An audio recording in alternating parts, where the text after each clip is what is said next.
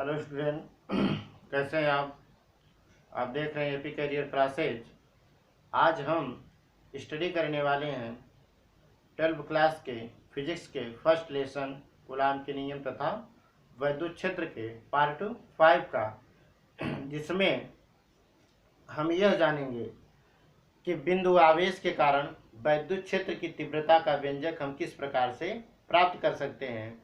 यानी कि बिंदु आवेश के कारण वैद्युत क्षेत्र की तीव्रता के व्यंजक को हम कैसे प्राप्त करेंगे। तो आइए शुरू करते हैं वीडियो। तो आज का हमारा मुख्य टॉपिक है कि किसी बिंदु आवेश के कारण वैद्युत क्षेत्र की तीव्रता। किसी बिंदु आवेश के कारण वैद्युत क्षेत्र की तीव्रता, यानी कि हमें किसी बिंदु आवेश के कारण वैद्युत क्षेत्र की तीव्रता किस प्रकार से हम प्राप्त करेंगे, कैसे उसका व्यंजक निकालेंगे।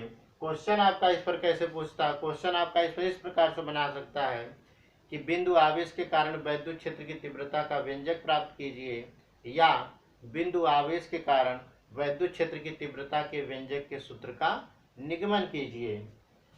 तो क्वेश्चन हमारा चाहे कोई भी हो, बिंदु आवेश के कारण जब भी तीव्रता पूछेगा तो हमें स्टेप बाय स्टेप अब समझने की कोशिश करेंगे कि किस प्रकार से हम उसको निकालेंगे।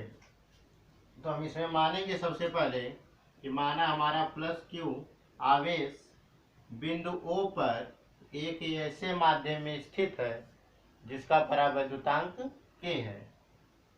माना एक प्लस क्यू आवेश बिंदु O पर एक ऐसे माध्यम में स्थित है जिसका परावैद्युतांक K है। इससे स्मॉल r दूरी पर Q0 आवेश बिंदु P पर स्थित है। इससे स्मॉल r दूरी पर Q0 आवेश बिंदु P पर स्थित है, जिस पर हमें वैद्युत क्षेत्र की तीव्रता की गणना करनी है। तो अब यहाँ हमारे दो आवेश हो गए और दोनों आवेशों के बीच की दूरी हो गई। तो आपको पहले ही बताया गया कि जब दो आवेश हो, दोनों आवेश के बीच की दूरी हो, तो वहाँ कूलाम का नियम लगता है। जब दो आवेश हो और दोनों आवेशों के बीच की दूरी ज्ञात हो तो वहाँ कूलाम का नियम ही लगता है। तो अब यहाँ हमारे दो आवेश हो गए प्लस क्यू और Q0। तो इन दोनों के बीच लगने वाला हम क्या निकाल लेंगे, बल निकाल लेंगे। फिर से समझने की कोशिश करेंगे। हमें आधार को ही लेकर के चलना है, तो आधार यहाँ वही माने हैं कि प्लस क्यू आवेश बिंदु O पर एक ऐसे माध्यम में स्थित है जिसका परावैद्युतांक K है। इस Q आवेश से स्मॉल r दूरी पर बिंदु P है जहां हमारा आवेश क्या स्थित है, Q0 है, और इसी बिंदु पर हमें वैद्युत क्षेत्र की तीव्रता की गणना करनी है। तो अब हम निकालेंगे Q और Q0 के बीच लगने वाला बल। तो Q और Q0 के बीच लगने वाला बल, तो बल कूलाम के नियम से निकलेगा। कूलाम के नियम से तो बल यह बराबर आ जाएगा 1/4πε0 K इंटू Q1 Q2 होता है। तो यहाँ हमारा एक आवेश Q है, दूसरा Q0 है, तो हो जाएगा Q इंटू Q0/r²। समीकरण नंबर 1 हो जाएगा। जानते हैं कि परंतु वैद्युत क्षेत्र की तीव्रता E बराबर होता है F/Q0। तो यहाँ से जब हम F बराबर निकालेंगे बल, तो आ जाएगा E इंटू Q0। समीकरण नंबर 2, इसका यहाँ मल्टीप्लाई हो जाएगा 3।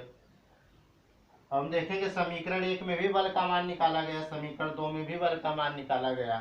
तो जब दो समीकरणों के एक पक्ष बराबर होते हैं, कहीं भी जब दो समीकरण हो और दोनों समीकरणों का एक पक्ष बराबर होता है, तो दूसरा पक्ष भी आपस में बराबर होता है। अगर एक पक्ष बराबर हो तो दूसरा पक्ष भी आपस में क्या होगा, बराबर होगा। जैसे देखिए यहाँ एक पक्ष हमारा दोनों का एफ एफ बराबर है, तो यह जो दाहिने पक्ष है यह भी आपस में क्या होंगे, बराबर होंगे। तो हम समीकरण 1 और 2 की तुलना कर देंगे।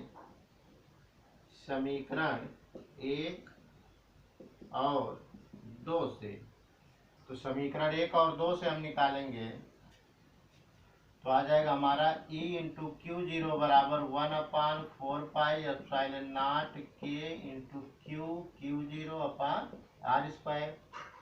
बात समझ में आ रही है। अब ये क्यू जीरो से क्यू जीरो कट जाएगा तो बचेगा हमारा E बराबर 1/4 पाई के into q upon r square. यही हमारा वैद्युत क्षेत्र की तीव्रता का व्यंजक हो गया। और वैद्युत क्षेत्र की तीव्रता का व्यंजक आपको बताया गया न्यूटन प्रति कूलाम होता है। निर्वात के लिए के का मान 1 होता है, तो यहाँ लिख देंगे निर्वात के लिए के बराबर 1, इसलिए ई बराबर आ जाएगा 1/4 pi into q upon r square newton प्रति कूलाम। नोट कर लेंगे इसे।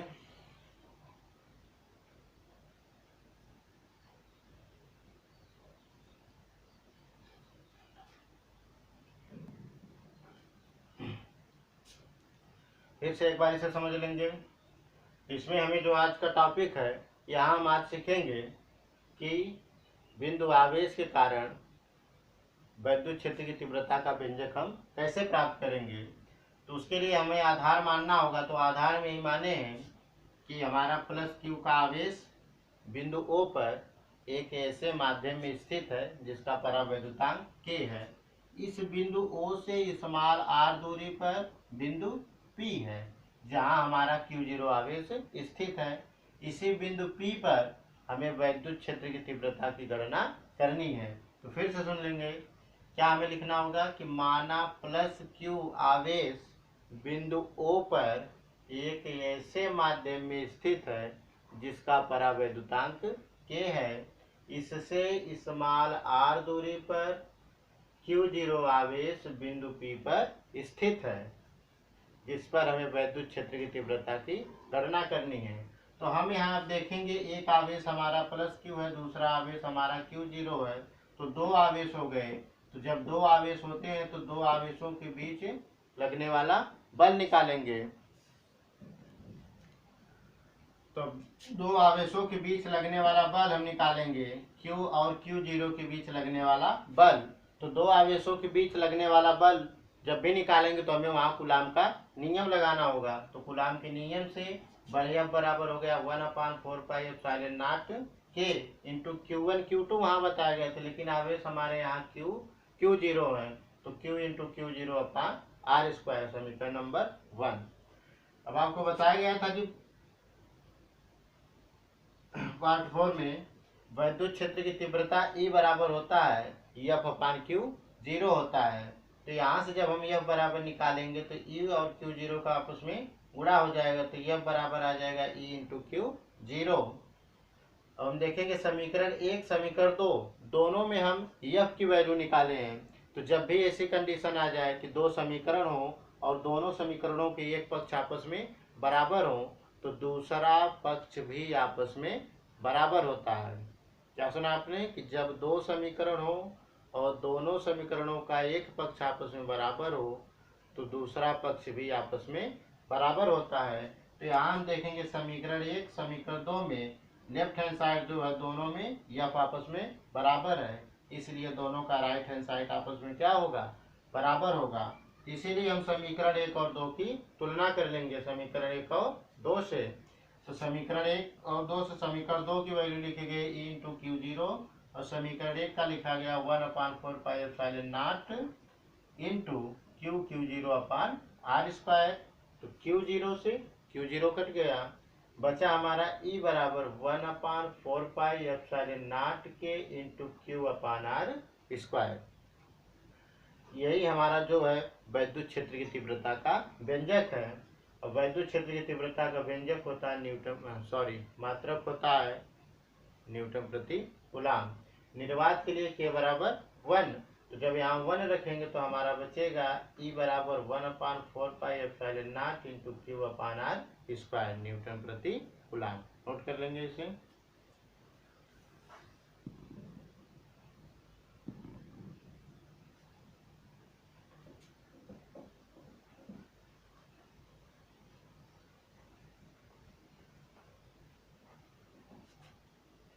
बात हमारी आती है वैद्युत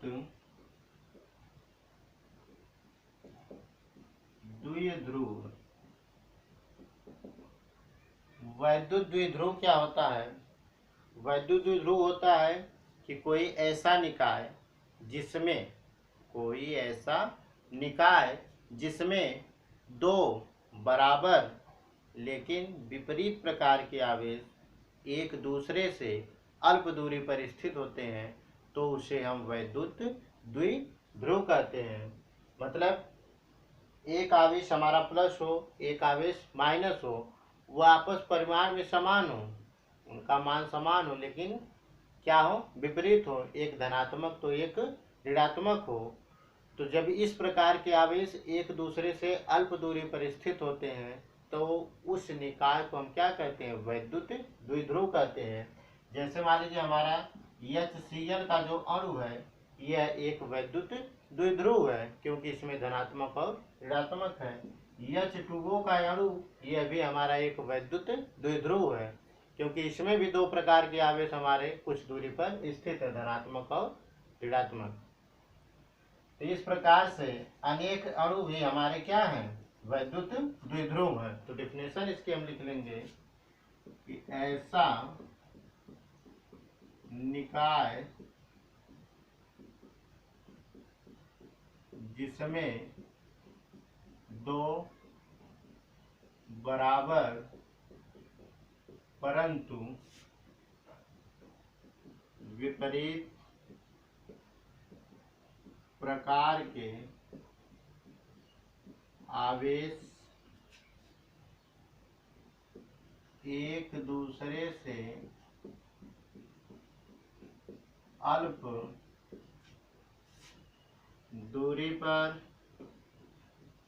स्थित होते हैं, उसे वैद्युत द्विध्रुव कहते हैं।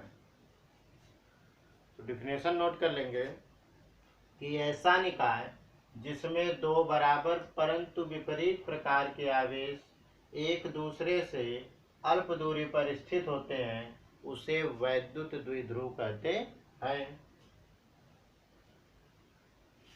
नोट कर लेंगे। जैसे मान लीजिए दो प्रकार के आवेश हमारे हो गए +Q और -Q, एक दूसरे से या 2L दूरी पर स्थित है। +Q और -Q एक दूसरे से 2L दूरी पर स्थित है।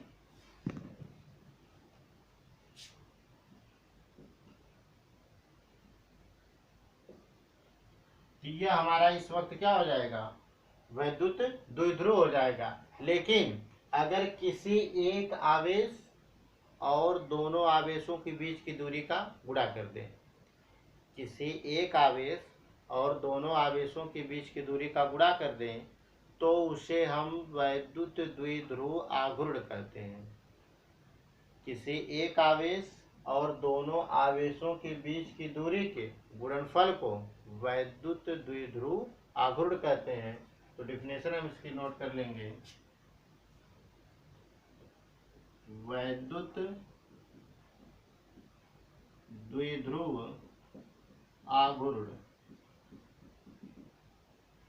डिफिनेशन हमारी हो जाएगी किसी एक आवेश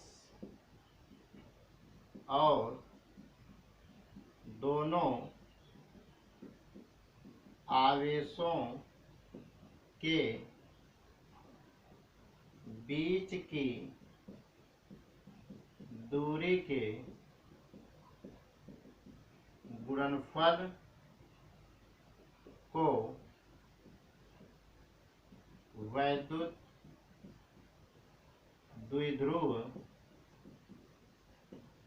आघूर्ण कहते हैं। किसी एक आवेश और दोनों आवेशों के बीच की दूरी के गुणनफल को वैद्युत द्विध्रुव आघूर्ण कहते हैं और वैद्युत द्विध्रुव आघूर्ण को स्मॉल p से व्यक्त करते हैं।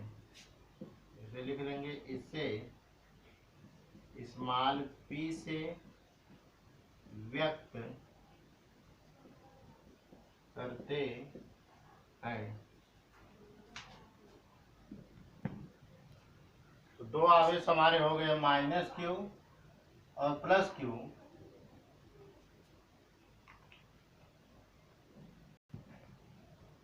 जिनके बीच की दूरी 2l है। तो वैद्युत द्विध्रुव आघूर्ण हम P बराबर निकालेंगे तो P बराबर द्विध्रुव आघूर्ण आ जाएगा किसी एक आवेश, तो Q गुणे दोनों आवेशों के बीच की दूरी 2l, तो P बराबर आ जाएगा 2ql। अब इसका मात्रक क्या लिख सकते हैं, कूलाम इंटू मीटर। मात्रक हमारा निकल जाएगा, इसका मात्रक हो जाएगा कूलाम इंटू मीटर और विमीय सूत्र हो जाएगा इसका। विमीय सूत्र निकालेंगे तो क्यू को क्या लिख सकते हैं, एम्पियर इंटू सेकेंड, तो आ जाएगा LTA। विमीय सूत्र हो जाएगा LTA।